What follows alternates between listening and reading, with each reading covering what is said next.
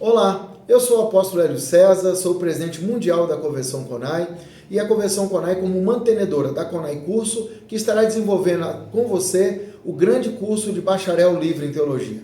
Venha fazer uma grande imersão de conhecimento através da palavra de Deus e descobrir os mistérios, os segredos, que não são segredos, basta você conhecer. A Bíblia diz, o meu povo perece por falta de conhecimento. E com conhecimento você certamente evitará perecer e abrirá portas extraordinárias para o seu futuro, como um pregador da palavra, como um ministro do evangelho, para propagar a boa palavra de Deus. Eu estou aqui torcendo por você e tendo a certeza que toda a nossa equipe da CONAI Cursos estará ofertando para você a melhor qualificação possível para que você se torne um teólogo de excelência para levar a boa palavra de Deus aos quatro cantos da terra, no nome de Jesus Cristo. Venha, faça o seu curso e a porta do futuro está aberta para você.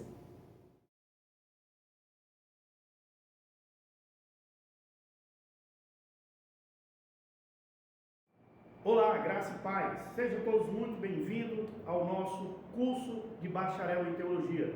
Eu sou o pastor Daniel Márcio e vou trabalhar com você a disciplina História da Igreja. Por que é importante estudar a história? Primeiro, porque a história ela nos leva a entender que nada do que acontece hoje já aconteceu lá no passado, né? Tudo que aconteceu no passado, está acontecendo hoje. Então isso serve como base para que nós não venhamos cometer os mesmos erros que foram cometidos no passado. Em segundo lugar, a história, ela serve como inspiração para nós. Ela serve como inspiração porque nós vamos nos espelhar nos heróis da fé, assim como John Wesley, Moody, Charles Spurgeon, John Hus. Então esses homens, eles foram fundamentais para o que a igreja se tornou. Então nós vamos dar um passeio, né? Nós vamos nos próximos slides, você vai entender um pouco sobre a história da igreja. E eu quero aqui fazer uma rápida explanação a respeito da origem da igreja. Isso está no livro que talvez você adquiriu, no nosso livro de teologia, que é o Intermediário. Então, em primeiro lugar, eu quero fazer essa explanação para que nós venhamos entender um pouco a respeito da origem da igreja. A história da igreja é vital para a nossa compreensão, para a compreensão da instituição da igreja cristã. Muito pode ser aprendido a partir dos acontecimentos entre o tempo dos apóstolos e o presente. A igreja de Cristo sempre existiu na mente e no coração do Pai, desde antes da fundação do universo. Desde a era apostólica até o presente, tem sido sempre a história da graça divina no meio dos erros dos homens.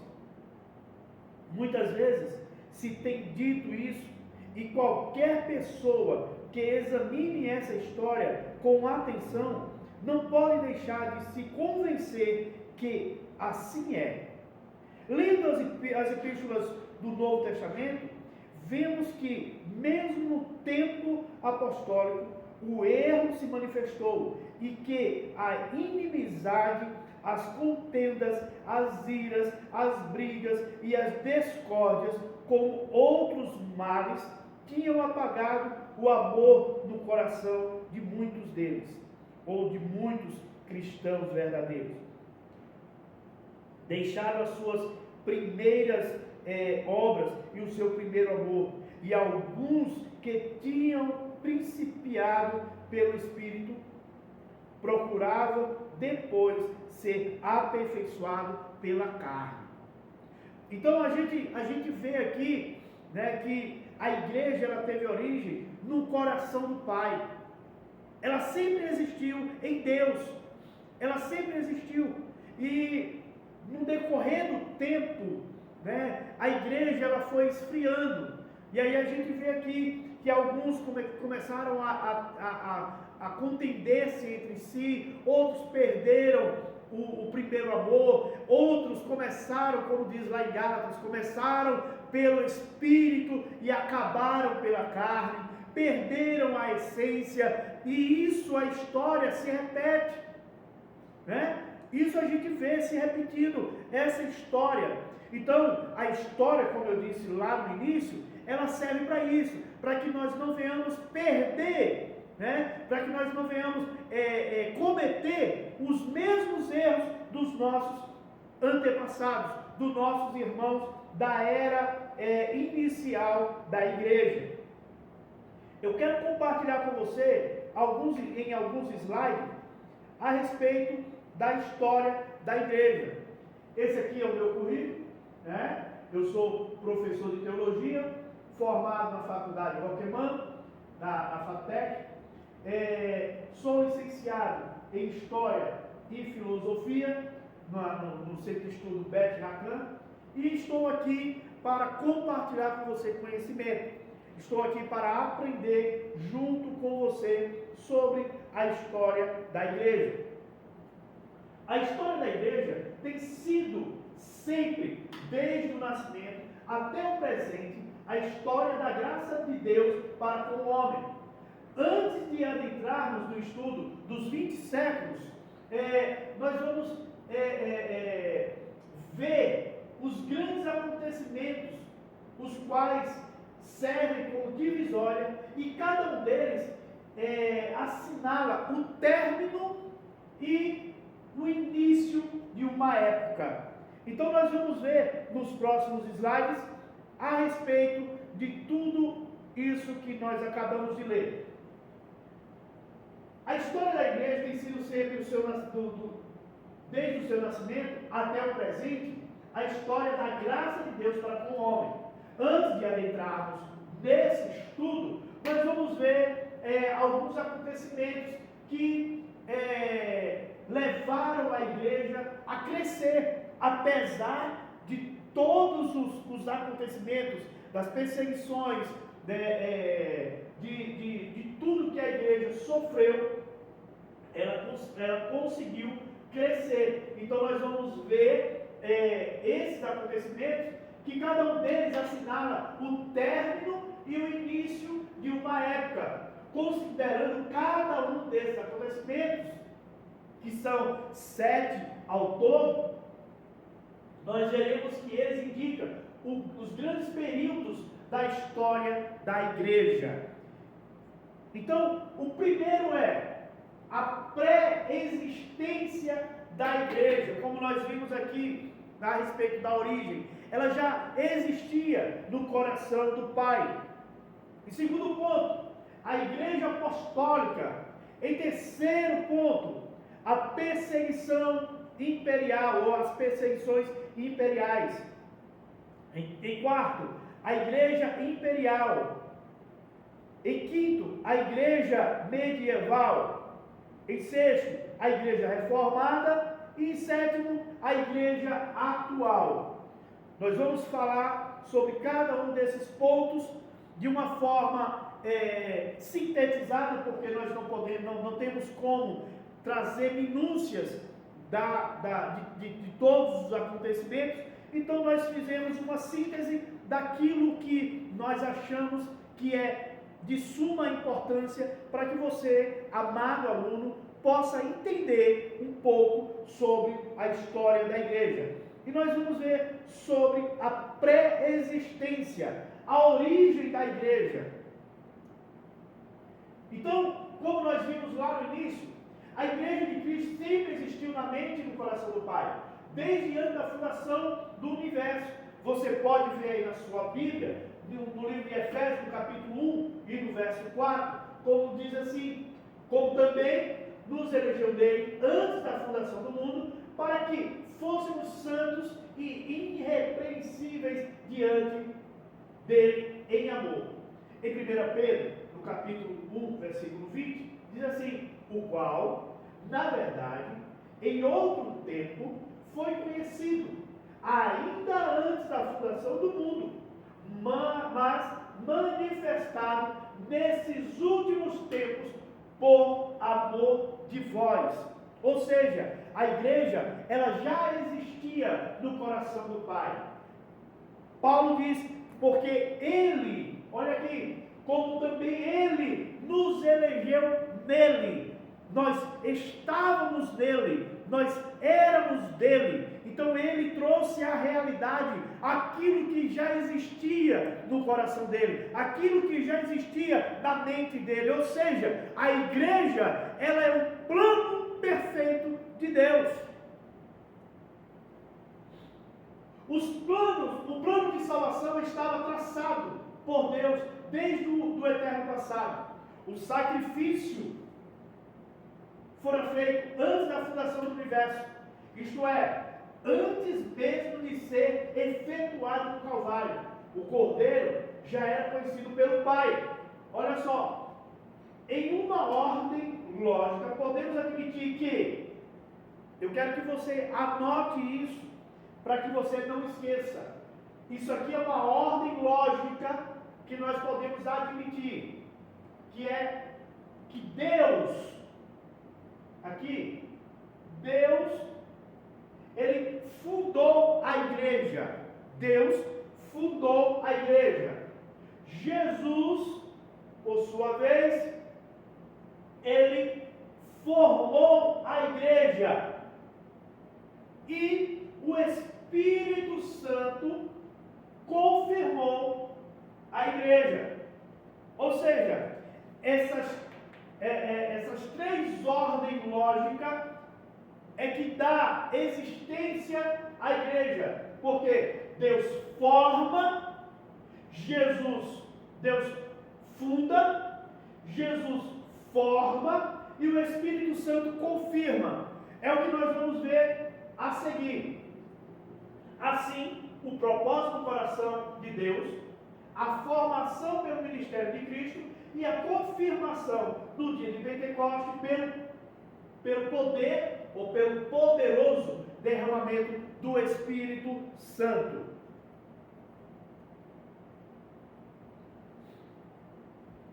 Em Efésios, no capítulo 3 e verso 9, nós vamos ler isso que eu acabei de falar.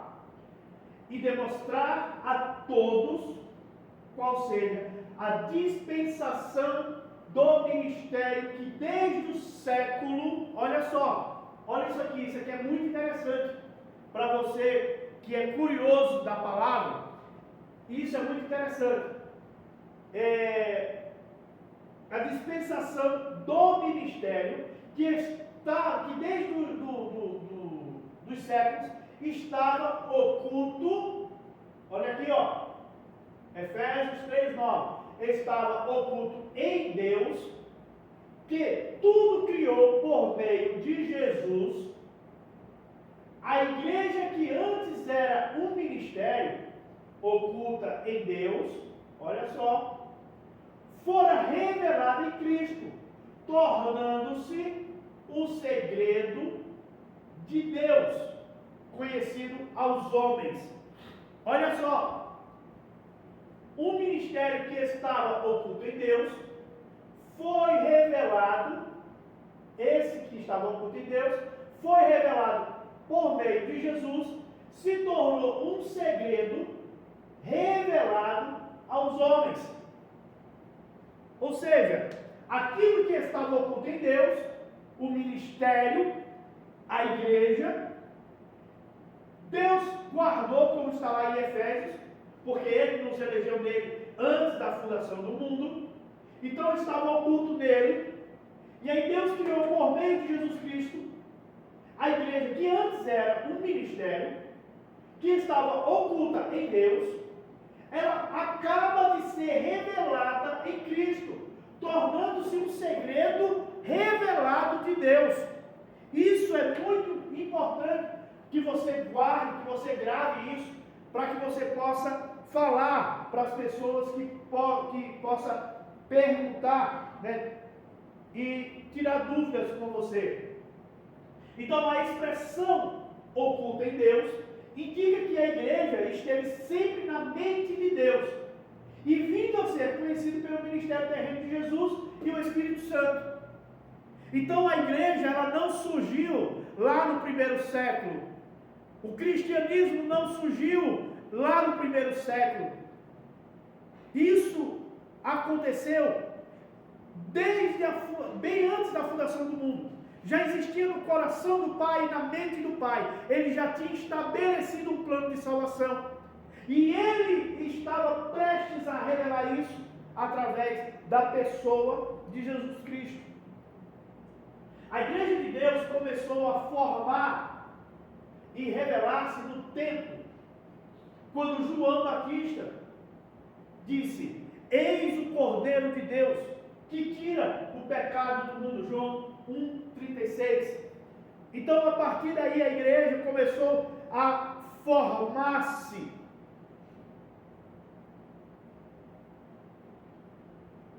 O nascimento da igreja. A igreja de Cristo iniciou sua história com um movimento de caráter mundial, que todos nós conhecemos como Pentecostes, no dia de Pentecostes, no fim da primavera dos anos 30 depois de Cristo, e 50 dias após a ressurreição do Senhor Jesus, e 10 dias depois da sua ascensão ao céu. O Espírito Santo desceu sobre os irmãos em Jerusalém, acompanhado de sinais tão evidentes que não restava a menor dúvida de que Jesus estava glorificado à destra do Pai, como havia profetizado. Ou seja, a Bíblia vai dizer lá em Atos dos Apóstolos, que depois da crucificação, Jesus, ele ressuscita e ele passa ali 50 dias depois, né, da ressurreição, vem Pentecostes. Aí a Bíblia diz que havia cerca de 120 irmãos reunidos, orando, buscando, porque Jesus, ele fala isso: ficai em Jerusalém, até que do alto vocês sejam revestidos, e aí vocês vão ser as minhas testemunhas, tanto em Jerusalém, como na Judéia, Samaria e até os fins da terra. Ele estava dizendo: eu vou realizar o sonho do meu Pai, que é a igreja. Você pode dizer amém por isso? Eu estou sentindo a presença de Deus aqui. E aí, 10 dias após a ascensão de Cristo, a Bíblia diz que esses 120 irmãos reunidos na igreja, como igreja, não existe essa coisa aí que as pessoas dizem: eu sou a igreja de Jesus. Não, querido, você é membro do corpo que forma a igreja, você é membro de um corpo que forma a igreja de Jesus, e esses membros recebem o comando da cabeça, que é Cristo. Então, você não é a igreja individual, você é membro desse corpo que forma a igreja. Você sozinho não é igreja. Você sozinho nunca vai ser igreja. Então acaba essa história de que a igreja sou eu, aonde eu estiver eu sou a igreja. Mentira. Você só é igreja quando você está reunido, quando o corpo está completo, quando os membros estão completos e forma o corpo de Cristo. Dito isso, eu quero falar para você que o Espírito Santo, ele só veio sobre aqueles irmãos porque eles estavam todos reunidos. Então, a igreja foi de fato inaugurada numa poderosa manifestação milagrosa do Espírito Santo. Tão real foi aquela manifestação que foram vistas descer do alto como línguas de fogo, as quais pousaram sobre a cabeça de cada um deles. E essa proclamação foi feita para representantes do mundo inteiro.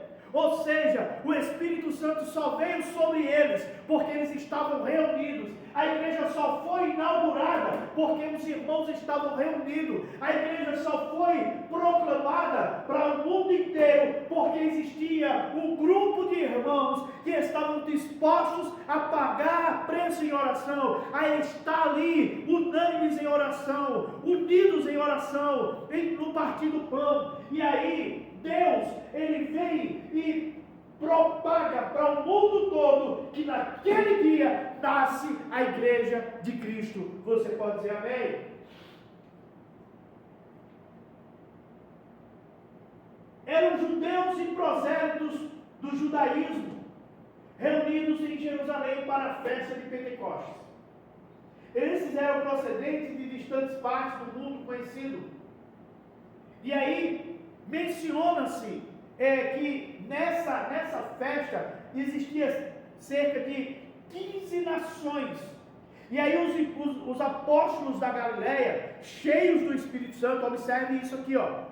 Os apóstolos cheios do Espírito Santo começaram a falar de Jesus na sua própria língua. E aquelas 15 nações entendiam da sua língua, no seu idioma. Naquele dia, o Espírito Santo, ele estava sobre os apóstolos, e eles começavam a pregar. Aquelas 15 nações que estavam representadas no dia de Pentecostes, elas entendiam tudo o que os apóstolos estavam falando. Isso é variedade de língua, é o dom de variedade de língua. Então hoje a gente vê as pessoas falando em línguas estranhas. Amém, é o poder de Deus, mas o dom da variedade de língua é entendida de uma forma clara. Eu lembro de um testemunho de um pastor muito conhecido, pastor Eloy, falecido, dorme no Senhor, e ele disse que foi a Israel, isso no ano de 98, 97, se eu não me engano. E aí ele disse que estava com muita fome, porque ele tinha se perdido do guia, e ele chegou numa lanchonete, e ele não sabia o idioma daquele lugar. E aí ele disse que o Espírito Santo falou para ele: comece a falar em línguas. E ele começou a falar em línguas estranhas. E era interessante que a garçonete, ela entendeu tudo o que ele estava falando. E ela dizia: venham rápido, o moço está com fome, ele quer ser atendido, ele está com fome. Ou seja, o Espírito Santo falando e a mulher entendia na língua dela. Isso é variedade de língua. Foi o que aconteceu no dia de Pentecostes. Os apóstolos falavam da língua dele, cheios do Espírito Santo. E aquele povo, aquelas 15 nações, entendiam plenamente o que ele estava dizendo. E aí a igreja, ela nasce num poder muito surreal. A igreja, ela nasce ali no dia de Pentecostes, e houve ali efeito daquele dia. Houve um tríplice efeito, e nós vamos observar a partir de agora o tríplice efeito desse acontecimento. Primeiro, iluminou a mente dos discípulos, dando-lhes um novo conceito do reino de Deus. Então aquilo que aconteceu deu aos discípulos um novo conceito a respeito do reino de Deus, porque João pregava: arrependei-vos, porque é chegado o reino de Deus. E aí os irmãos, naquele dia de Pentecostes, eles receberam o Espírito Santo, e foi ali estabelecido o reino de Deus, porque os apóstolos, eles apareceram para estabelecer o reino de Deus. Então eles tiveram um novo conceito a respeito desse reino. Segundo, fez com que compreendessem que esse reino não era um império político, mas um reino espiritual, na pessoa de Jesus Cristo ressuscitado, que ele mesmo iria governar de modo invisível a todos aqueles que antes aceitaram pela fé. Terceiro, ele revigorou a todos, repartindo com eles o favor do Espírito e o poder de expressão o que fazia de cada testemunho um motivo de convicção daqueles que os ouviam. Isso aqui é muito poderoso, querido. O Espírito Santo, desde então, ficou morando permanentemente na igreja. Não em sua organização ou mecanismo, mas como possessão individual e pessoal do verdadeiro cristão. Olha só, o Espírito Santo, ele não habitou na organização ou no mecanismo, mas em cada um de nós. É por isso que somos nós que formamos a igreja. Não é uma estrutura, não é um prédio. Somos nós que formamos a igreja. Se todos os crentes saem da igreja, fica ali apenas um espaço vazio, um prédio vazio. Mas quando nós nos juntamos dentro daquele ambiente, nós somos igreja. Nós somos membros do corpo de Cristo que formamos a igreja. E isso fica muito claro quando nós entendemos do ponto de vista de que a possessão do Espírito Santo, ela foi individual e pessoal em cada verdadeiro cristão. Isso não te dá o direito de dizer, eu sou a igreja. Isso te dá o direito de dizer, eu sou templo e morada do Espírito Santo. Isso sim. Mas a igreja, ela é formada de crentes verdadeiros, de pessoas que verdadeiramente receberam a Cristo, de pessoas que verdadeiramente confessaram a Cristo.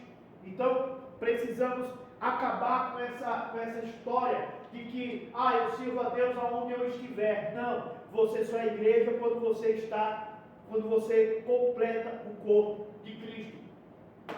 A igreja teve seu início na cidade de Jerusalém.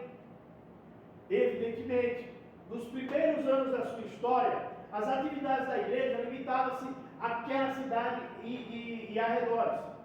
E todo o país, especialmente da província norte da Galileia, havia grande grupo de pessoas que criam em Jesus como o rei Messias.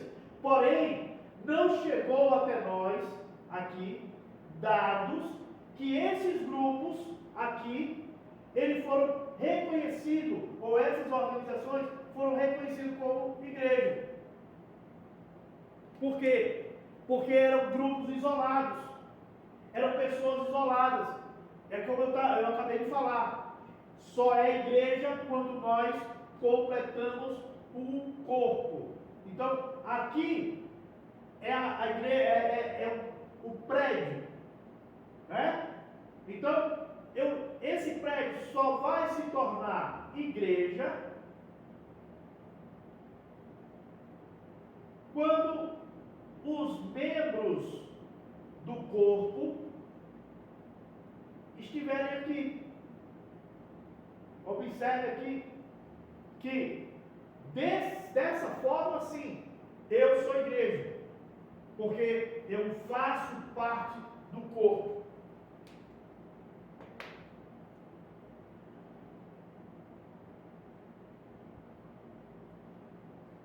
Nós entendemos que, eu acredito que vocês já ouviram falar, que os judeus da época em que nós estamos nos referindo, eles se dividiam em 3 classes. Quais seriam essas classes? Primeiro, na época de Jesus, a sociedade judaica estava dividida principalmente em 3 grupos. O grupo dos fariseus, o grupo dos saduceus e o grupo dos essênios. Os fariseus eram conhecidos por sua rigorosa observância da lei escrita e oral. Os saduceus, por sua vez, eram mais ligados ao templo de Jerusalém e à classe sacerdotal. E tinham uma interpretação mais literal das escrituras. Já os essênios, que se afastaram da sociedade, eram conhecidos por sua vida comunitária e excêntrica. Ou seja, cada um desses judeus, eles tinham uma particularidade, mas os fariseus eram os mais rígidos eram os que se preocupavam mais a respeito da observância da lei, tanto da lei escrita como da lei oral. Então eram eles, os judeus, os fariseus, que tinham essa preocupação de chegar no templo e ler o Pentateuco, ler a Torá, né, de fazer a abertura do Shabat, ler a Parashá do dia. Então eram eles que faziam isso. Já os saduceus, eles se preocupavam mais com o templo, eles se preocupavam mais com o sacerdócio, né? Eles se preocupavam mais com a classe sacerdotal. Então se preocupavam muito com o templo de Jerusalém. Já os essênios, eles eram aquela turma mais afastada, eles eram mais afastados da sociedade, era conhecido por sua vida comunitária e excéntrica.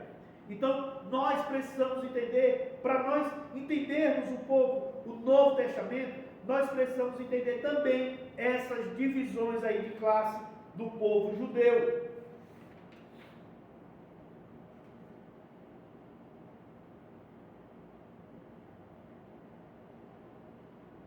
Continuando essa divisão, os fariseus.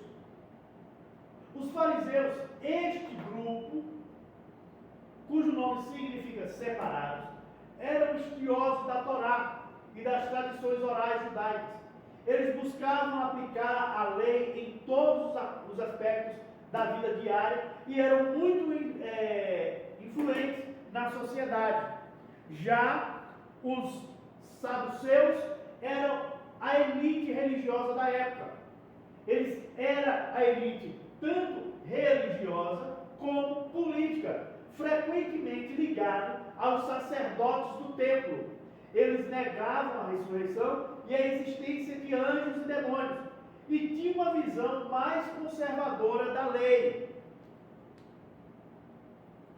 Já os essênios, esse grupo se retirou do convívio social e formou comunidades monásticas, como as de Quarum, que são tipo de cavernas, onde eles faziam os cultos.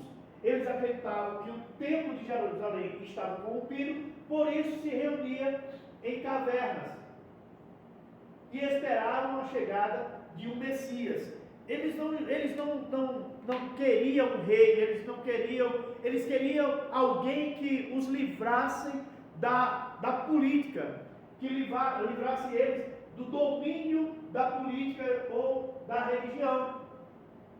Eles esperavam um Messias que iria mudar a história deles, né? Tanto da questão de restaurar o templo de Jerusalém, que eles acreditavam que estava corrompido, como também de livrá-los ali dos saduceus, da política, né, do regime político. Mas é também importante notar que existiam outros grupos menores, que eles tinham seus movimentos também dentro do judaísmo.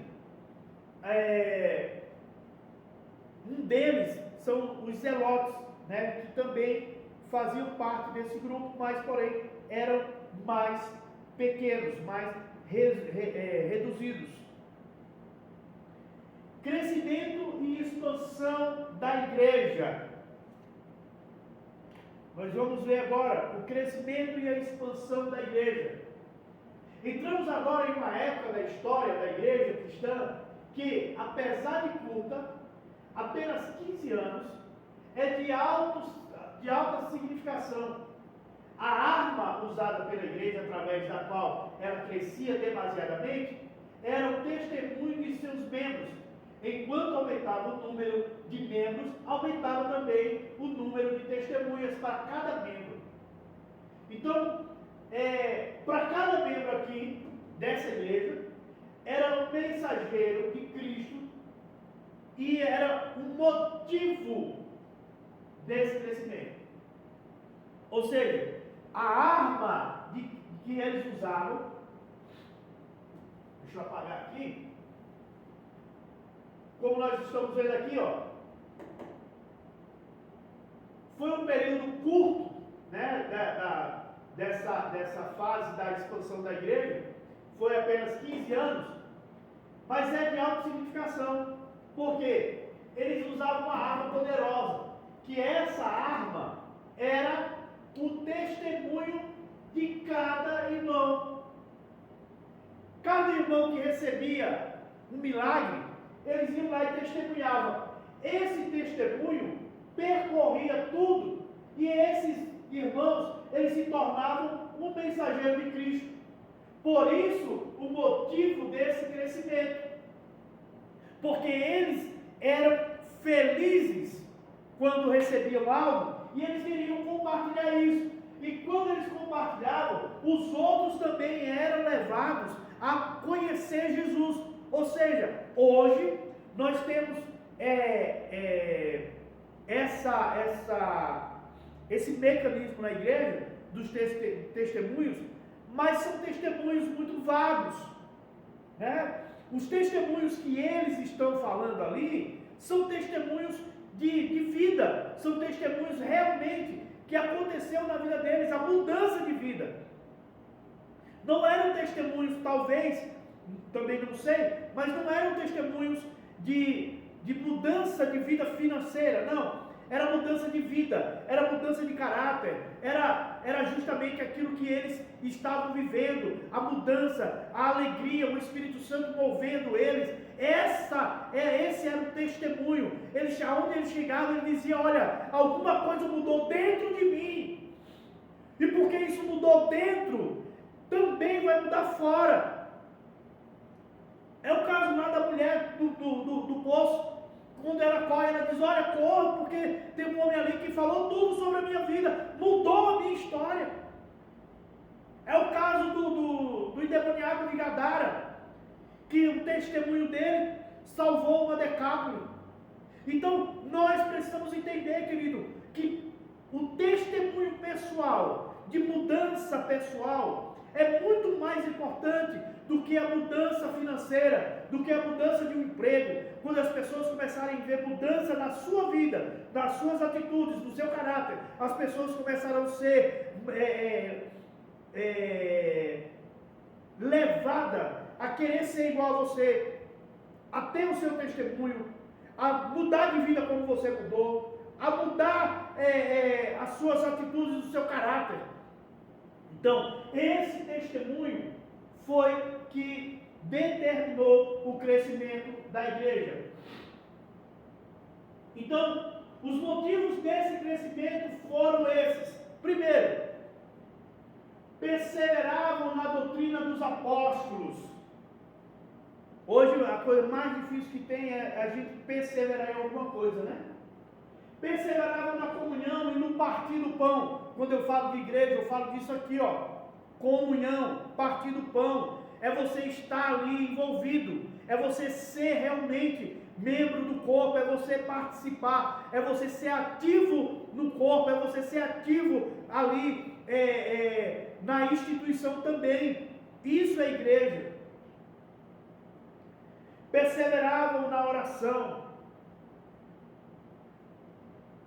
Possuíam temor, isso é também de suma importância. Muitos sinais e maravilhas se viam através deles. Muita alegria e sinceridade. Precisamos ter essa alegria e essa sinceridade. Eu vou dar uma pausa e logo em seguida nós vamos voltar com o crescimento e expansão da igreja, continuar esse assunto.